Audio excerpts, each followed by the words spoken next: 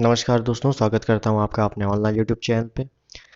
आज मैं आप लोगों के लिए हिंदी का प्रैक्टिस सेट लेकर आया हूं। इस प्रैक्टिस सेट से आपको पता चलेगा कि वीडियो और एग्ज़ाम में किस हिसाब से क्वेश्चन आने हैं। क्वेश्चन ज़्यादा टफ नहीं आएंगे। क्वेश्चन जिस हिसाब से मैं करा रहा हूं उसी हिसाब से आएंगे। तो आप लोग इसी हिसाब से अपने तैयारी को आगे बढ़ाइए, ठीक है। चाहे वो पत्र लेखन हो, आलेखन हो, या हिंदी से इंग्लिश या इंग्लिश टू हिंदी कन्वर्ट करने के क्वेश्चन जो हों, वो सभी मैंने इसमें रखे हुए हैं। इस प्रैक्टिस सेट को आप अच्छे से देखिए, अच्छे से एनालिसिस कीजिए और ज़्यादा से ज़्यादा क्वेश्चन सही करने की कोशिश कीजिए, ठीक है। इस प्रैक्टिस सेट को आप लगाइए। मैं सॉल्व करा रहा हूँ, जल्दी सॉल्व कराऊंगा ताकि आपका भी समय बचे। तो आप लोग अपना स्कोर ज़रूर बताइएगा, जितने भी क्वेश्चन हैं उनमें आपके कितने सही हो रहे हैं, ठीक है। चलिए शुरू करते हैं। उससे पहले अगर आप चैनल पर नए हैं तो सब्सक्राइब जरूर कर दीजिएगा, ताकि और नोटिफिकेशन बिल को भी ऑन कर लीजिएगा, ताकि इसी टाइप से मैं रोज़ प्रैक्टिस सेट डालूंगा और तुरंत आपको मिल जाएगा, ठीक है। तो चलिए शुरू करते हैं। पहला क्वेश्चन है, बस स्टैंड के पास आवारा लड़कों के व्यवहार को बताते हुए तथा उनके खिलाफ छेड़खानी के विरुद्ध एफआईआर दर्ज करवाने के लिए किसे आवेदन पत्र लिखेंगे। तो किसे आवेदन पत्र लिखेंगे, तो ऑप्शन सी, थाना अध्यक्ष। जो थाना अध्यक्ष होगा उसे ही आप आवेदन पत्र लिखेंगे, ठीक है। स्वरों के उच्चारण में लगने वाले समय को क्या कहते हैं, इंपॉर्टेंट क्वेश्चन है। स्वरों के उच्चारण में लगने वाले समय को क्या कहते हैं। ये क्वेश्चन कई बार पूछा जा चुका है कि समय को क्या कहते हैं, तो मात्रा कहते हैं। स्वरों के उच्चारण में लगने वाले समय को मात्रा कहते हैं, ऑप्शन ए, ठीक है। आगे देखें, आ, छोटा आ, बड़ा आ, का, खा, गा, घा, अंगा आदि का उच्चारण स्थान किससे होता है, तो कंठ, ऑप्शन ए, ठीक है। आगे देखें, वर्णों के समुदाय को क्या कहते हैं, तो वर्णों के समुदाय को वर्णमाला कहते हैं। अब देखिएगा, कई टाइप से क्वेश्चन पूछा जाता है कि वर्णों के समुदाय को क्या कहते हैं, वर्णों के सुव्यवस्थित क्रम को क्या कहते हैं, तो सब में वर्णमाला ही होगा, ठीक है। निम्नलिखित शब्दों में से स्वर संधि को पहचानिए। स्वर संधि कौन सी है, तो ऑप्शन बी, महोजस्वी। तो महा प्लस ओजस्वी, ठीक है।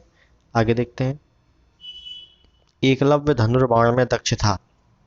रेखांकित शब्द में कौन सा समास समाहित है, तो समास पूछ रहा है तो धनुर्बाण, तो धनुष और बाण, या धनुष डैश बाण, तो ऑप्शन डी, द्वंद्व समाज, ठीक है। ऑप्शन ऑप्शन डी, ठीक है। आगे देखते हैं, राकेश का अपहरण हो गया। रेखांकित शब्द को पहचानिए। तो अपहरण क्या है, तो अपहरण ध्यान दीजिएगा, सी, उपसर्ग, अप प्लस हरण, अप प्लस हरण, अपहरण, ठीक है। आगे देखते हैं, ओह वह गिरा पड़ा। ओह वह गिरा पड़ा, रेखांकित शब्द का अव्यय का प्रकार बताइए। तो ओह वह गिरा पड़ा, ओह में क्या हो रहा है, शोक आ रहा है, तो शोक सूचक अव्यय, option B, option B is the right answer. आगे देखते हैं, निम्नलिखित शब्दों में से तत्सम शब्द को पहचानिए। तत्सम यह संस्कृत का शब्द, तो ऑप्शन बी, अंश, ठीक है। निम्नलिखित शब्दों में से तद्भव शब्द को पहचानिए। तद्भव, तो ऑप्शन डी, कड़वा। कड़वा का तत्सम क्या होता है फिर, तो कड़वा का कटु होता है, ठीक है, याद रखिएगा, कटु।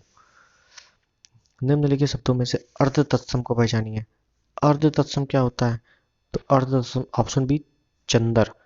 और इसका अगर तत्सम देखेंगे तो होगा चंद्र, ठीक है, होगा चंद्र। आगे देखें, निम्नलिखित शब्दों में से विदेशी शब्दों को पहचानिए। देशज विदेशज भी आते हैं, तो विदेशी शब्द क्या है, ऑप्शन सी, अलमारी, ठीक है। आगे देखें, निम्नलिखित विशेषणों में से संज्ञा शब्द को पहचानिए। संज्ञा, तो देखिए ऑप्शन डी, पुष्प। पुष्प मतलब फूल, पुष्प कोई भी हो सकता है, तो जातिवाचक संज्ञा, ठीक है। आगे देखें, शीला अपने कपड़े स्वयं धोती है। जहां भी स्वयं आ गया, स्वयं आने का मतलब निजवाचक सर्वनाम, ऑप्शन बी। आगे देखें, निम्नलिखित शब्दों में से विशेषण शब्द को पहचानिए। विशेषण, विशेषण कैसे पहचानते हैं, तो आगे विशेषण के आगे संज्ञा लगा देते हैं, उसे विशेषण पता चल जाता है।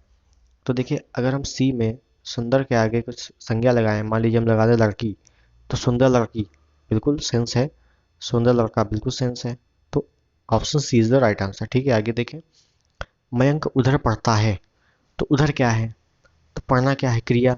क्रिया के पहले उधर, उधर क्या होगा, क्रिया विशेषण, ठीक है। आगे देखें, वह लिखता है किंतु बात भी करता है। वह लिखता है किंतु बात भी करता है, किंतु क्या है, रेखांकित शब्द। तो ये क्या है, अव्यय है। क्या है, अव्यय। ठीक है, आगे देखें। वह आता ही होगा, रेखांकित शब्द ही क्या है, तो ही अव्यय है और अव्यय को निपात भी कहते हैं, तो ऑप्शन डी। ठीक है, आगे देखें। अमृत की वर्षा हो रही है, पर्यायवाची शब्द नहीं है, मतलब अमृत का कौन सा पर्यायवाची नहीं है, तो अमृत का पर्यायवाची नहीं है, तो देखिए अमीय होता ही है, सुधा होता है, सोम होता है, लेकिन अर्थ नहीं होता, तो option C is the right answer. ठीक है, आगे देखें। साधु सज्जन होता है, रेखांकित शब्द का सटीक विलोम, साधु का विलोम असाधु, ऑप्शन ए। ठीक है, आगे देखें। युग्म शब्द की कौन सी जोड़ी सही है, तो कौन सी जोड़ी सही है, तो केला कदली होता है, केस का बाल होता है, द्रव्य का वित्त होता है, तो ऑप्शन डी उपयुक्त सभी। आगे देखें। जो अपने स्थान या स्थिति से अलग न किया जा सके उसे अच्युत कहते हैं, ऑप्शन ए। ठीक है। झील के निकट मंदिर है, झील के निकट मंदिर है, कहाँ पर है, झील के निकट, मतलब स्थान बता रहा है तो स्थानवाचक, ऑप्शन ए। ठीक है, आगे देखें। सेवा सत्कार से आदर बढ़ता है, सेवा सत्कार से आदर बढ़ता है, से क्या है, से क्या है, परसर्ग, परसर्ग मतलब कारक, क्या, कारक, याद रखिएगा, कारक। आगे देखें। निम्नलिखित विकल्पों में से कौन सा वचन का जोड़ा सही नहीं है, तो सोना का सोना ही होता है, धेनु का धेनुए होता है, छात्र का छात्रगण होता है, बिल्कुल सही, लेकिन आटा का आटे नहीं होता, आटा का आटा ही होता है। ठीक है, आटा का आटा ही होता है। ठीक है, याद रखिएगा। आगे देखते हैं। जिस वाक्य में कर्ता की प्रधानता होती है, लिंग वचन प्रायः कर्ता के अनुसार होते हैं, वे वाक्य कहलाते हैं, तो जब इतना कर्ता आ रहा है तो कर्तवाच्य होगा, ऑप्शन बी। ठीक है। निम्नलिखित में से किस वाक्य में भविष्य काल है, तो कि भविष्य काल या कोई भी काल पहचानने के लिए लास्ट में गा लगा होता है, थी लगी होती है, ऐसे आप लोग पहचानते हो, लेकिन कई बार हम लोग भूल जाते हैं, तो आप डायरेक्ट क्वेश्चन ऑप्शन पढ़ के भी निकाल सकते हो। जैसे भविष्य काल है तो भविष्य की बात करेगा, मैं आपका आभारी हूँ, बिल्कुल नहीं। मैं पुस्तक पढ़ने वाला था, बिल्कुल नहीं। मैं एक पेड़ काट लिया, मैंने एक पेड़ काट लिया, बिल्कुल नहीं। मैं आपकी प्रतीक्षा करूंगा, मैं आपकी प्रतीक्षा करूंगा, मतलब आगे की बात कर रहा है, करूंगा, तो ऑप्शन ए। ठीक है। हिंदी में मैं का बहुवचन मैं का हम होता है, तो option A is the right answer.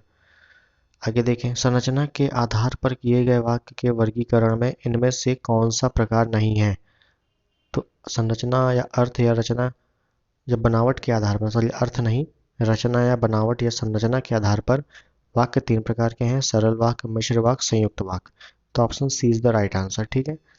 जो सेवा करता है वह मेवा पाता है, वाक्य का प्रकार बताइए, तो वाक्य का प्रकार क्या है, समीकृत वाक्य है, ऑप्शन बी। ठीक है, आगे देखते हैं। मैंने यह काम कर लेना चाहिए, अशुद्ध अंश को पहचानिए, तो मैंने, ये देखिए मैंने गलत है, मुझे ये काम कर लेना चाहिए, ये होना चाहिए, तो ऑप्शन ए। ठीक है, आगे देखें। आप कितने भाई हैं, आप कितने भाई हैं, रेखांकित चिन्ह को पहचानिए, रेखांकित चिन्ह देखिए यहाँ पे है। ठीक है, तो ये क्या है, प्रश्नवाचक है, ऑप्शन बी। जिस वाक्य में वह, यह, तब, तो, या, अब इत्यादि लुप्त हो वहां एक विराम चिन्ह का प्रयोग होता है। इंपॉर्टेंट क्वेश्चन है कि वह, यह इत्यादि लुप्त हो, मतलब कुल मिला के कह रहा है ये जो कॉमा लगा हुआ है इसको क्या कहते हैं, तो ये अल्प विराम है, ऑप्शन सी, याद रखिएगा, अल्प विराम। आगे देखें। इस विद्यालय में दाखिला मिलना टेढ़ी खीर है, रेखांकित मुहावरे का सही अर्थ, टेढ़ी खीर, तो टेढ़ी खीर का मतलब कठिन कार्य है, कार हो तो जाएगा लेकिन कार कैसा है, कठिन है। ठीक है, ऑप्शन ए। आगे देखें। पेट भरे मन मोदक से कब, लोकोक्ति का सही अर्थ क्या है, पेट भरे मन मोदक से कब, तो लोकोक्ति का सही अर्थ क्या है, तो ऑप्शन डी, सोचते रहने से कभी कार्य सफल नहीं होता। ठीक है, आगे देखें। सवाल जवाब, बहस, हुज्जत या दिए गए उत्तर पर उत्तर के लिए एक शब्द, दिए गए उत्तर पर एक उत्तर, तो प्रत्युत्तर, option C is the right answer. ठीक है, आगे देखें। विकल्पों में से गेह का समानार्थी अर्थ क्या है, समानार्थी गेह का, तो गेह का समानार्थी के अर्थ क्या है, तो ऑप्शन सी, सदन, भवन, निकेतन। ठीक है, और ग्रह भी होता है इसका, गेह का ग्रह भी होता है, याद रखिएगा। आगे देखें। इनमें से कौन सी बोली पश्चिमी हिंदी के अंतर्गत नहीं आती, इंपॉर्टेंट क्वेश्चन है, कौन सी बोली पश्चिमी हिंदी के अंतर्गत नहीं आती है, तो ऑप्शन डी, अवधी, अवधी जो है पश्चिमी हिंदी में नहीं आती है। आगे देखें। निम्न में अधिकांश शब्द किस भाषा से आए हैं? हिंदी में अधिकांश शब्द किस भाषा से आए हैं? तो हिंदी में अधिकांशता जो शब्द हैं वो संस्कृत से आए हैं, याद रखिएगा। अधिकांशता शब्द संस्कृत से आए हैं। ठीक है, आगे देखें। पद्मावत के रचयिता कौन है?